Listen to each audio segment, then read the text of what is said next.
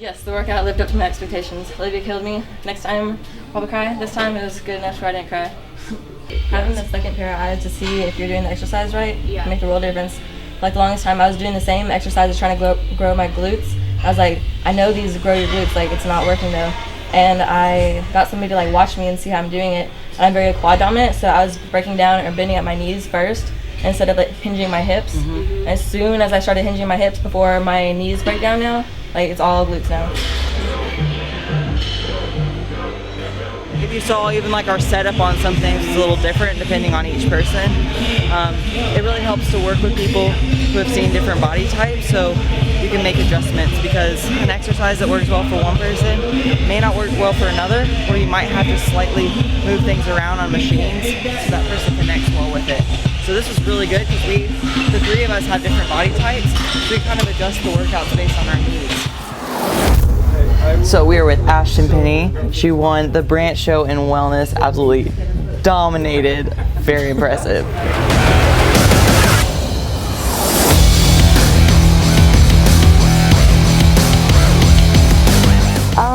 I did track growing up, so my legs were always kind of more built. I tried to dial them down for a bikini, and it didn't really work. So I decided to switch over to wellness, because my body type was already more for wellness, I guess. And then this is Kelsee, my bestie, companion to all my shows, personal support system. Stage mom. Stage mom. We're hitting glutes and hams today, so that's something that, I mean, pretty much any class you're in, it's going to be important to work that. But I'm really interested to see, like with wellness, that's a huge focus. So just like how our training styles are similar and differ between classes, because wellness is pretty new. So I think a lot of us are still trying to like kind of figure out like the best approach to that, and I'm interested to see like your approach to training, since that's such a strong focus for you. And then yeah, I have no doubt she's gonna bring the intensity. She's got some legs, so.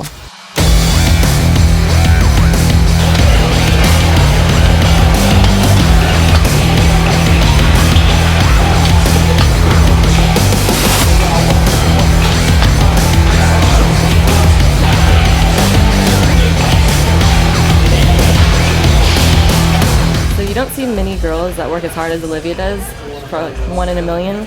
So I've seen her videos on Instagram, and every single one, everybody's dying, she's dying. I'm just like, I need that, like I need that. Because one of the main things I want to grow this year is my hammies and my glutes, and so it's perfect we're doing that today.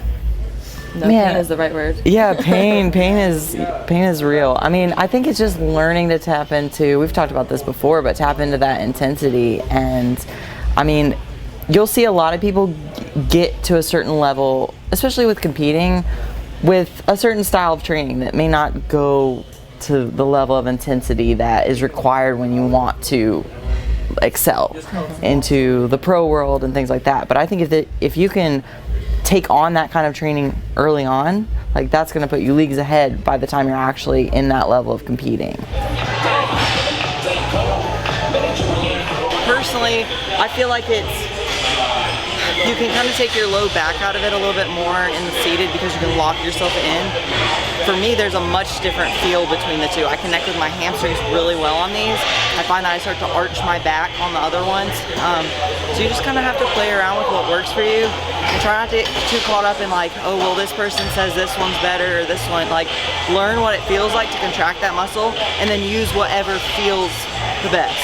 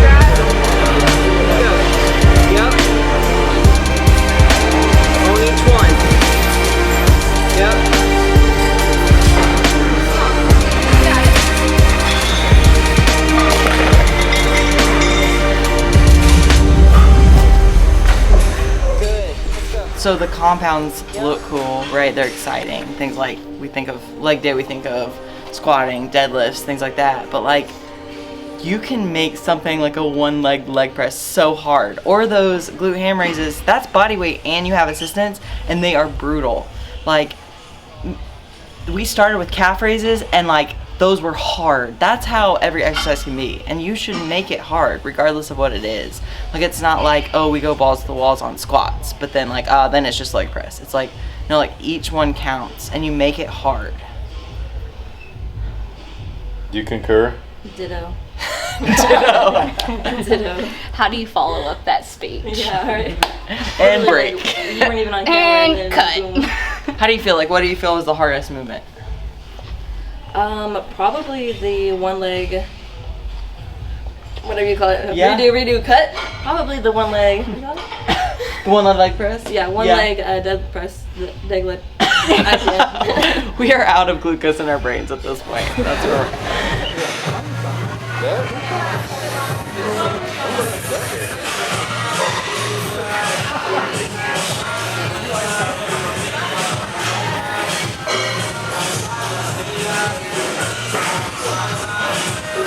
Come on, Liz.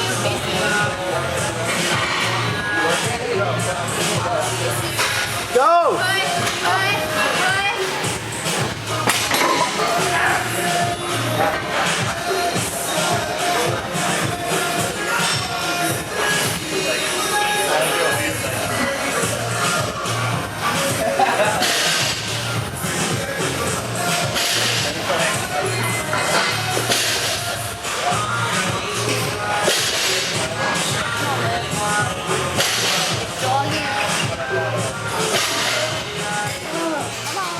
And like an exercise like that, like a leg press, it's like, okay, well, isn't that a quad exercise or isn't that a hamstring? Like how you move your foot around using the band, that's all gonna change like where you're putting the focus. So if you're able to like, you can rearrange exercises just slightly and use the same exercise on quad day versus ham day and slightly tweak it to get a little bit more focus on either.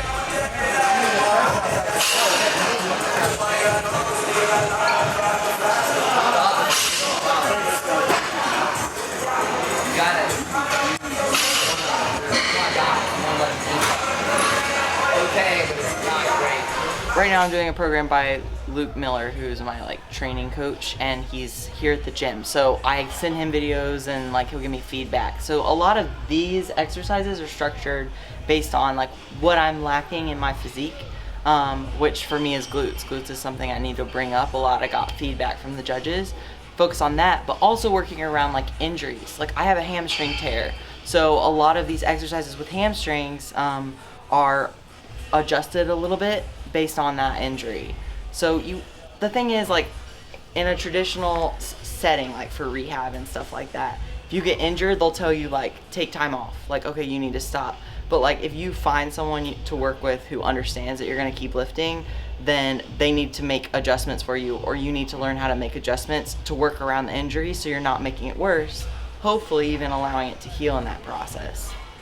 So for me, like the one leg press, having the band, there's a little bit more tension at the top, which is I have to drive a little bit harder through my glute, but then it lightens up because the band is looser as you get into the hole.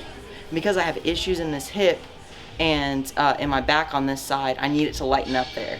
So you can rearrange things based on like injuries and mobility limitations.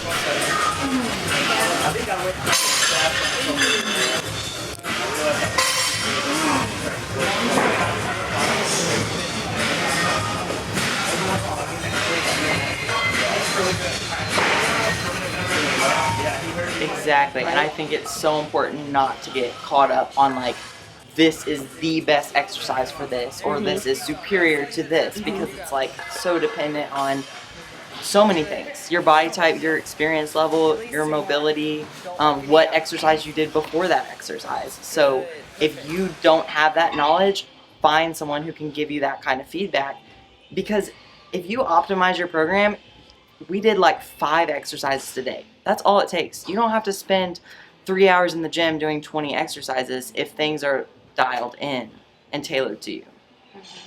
The other thing too is like having a group like this to train with instead of always training solo is that you have someone who can pick out those small things. Like if you're arching your back, those things can lead to injury. Whereas if I was training by myself, I may not feel that because I'm focused on the weight and my rep count.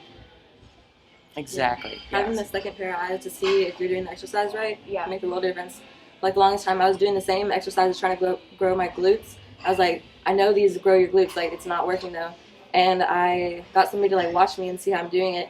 I'm very quad dominant, so I was breaking down and bending at my knees first instead of like hinging my hips. As soon as I started hinging my hips before my knees break down now, like it's all glutes now. Just small manipulations too, like that of the movement. Yeah, exactly.